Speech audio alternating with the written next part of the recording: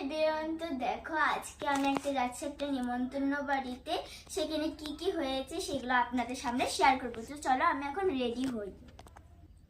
তো গাইস, আমি একদমই সাজিনি, একটু হালকা ফুলকা সেজে নিয়েছি।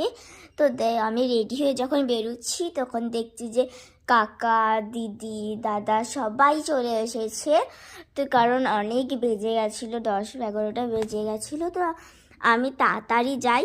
তো আমি যেতে যেতে বলছি আমাকে কীরকম লাগছে অবশ্যই বলবে। তো লুচি, ঘুগনি অনেক কিছুই দিয়েছিল। তো আমি খেয়ে দিয়ে এখানে পাপার কাছে বসে আছি, দেখছি যার ভুজনো বাড়ি হচ্ছে, তার যেই কুচিগুলো ভুজনো হচ্ছে সেই কুচিগুলো এখন বিন্দাসে ঘুরে বেড়াচ্ছি।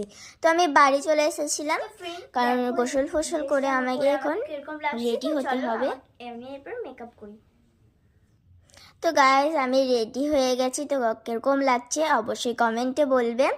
তো আমি এখন তাড়াতাড়ি যাচ্ছি। তো অনেক বেজে গেছিলো, দুপুরে 2-1 বেজে গেছিলো। তো আমরা হেঁটে হেঁটে যাচ্ছি।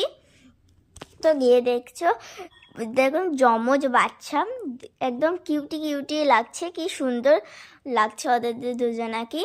তো দেখো, তো আমরা এখানে বসে আমার পিসির সাথে কয়েকটা বাচ্চাগুলোর সাথে কয়েকটা ছবি তুলে নিচ্ছি। তো গাইস, তো আমি প্যান্ডেলে চলে এসেছি খাবার খাওয়ার জন্য। তো আমি তোমাদের সাথে কথা বলতে বলতে দেখছি আমার কাছে বিরিয়ানি চলে এসেছে। তো দেখো, আমরা এখানে সব পরিবার মিলে বসে আছি এক কাছে। তো এখানের মধ্যে বলো তো আমার মা কোনটা? তো দেখো, আমাদেরকে চাটনি, পাঁপড়, দই, কোল্ড ড্রিঙ্ক সব দিয়ে দিয়েছে। তো আমরা খেয়ে দিয়ে এসে দেখছি আমাদের ছোট্ট ভাইটা এখানে বসে খেলা করছে। ওকে দেখেই আমরা বাড়ি চলে এসেছি।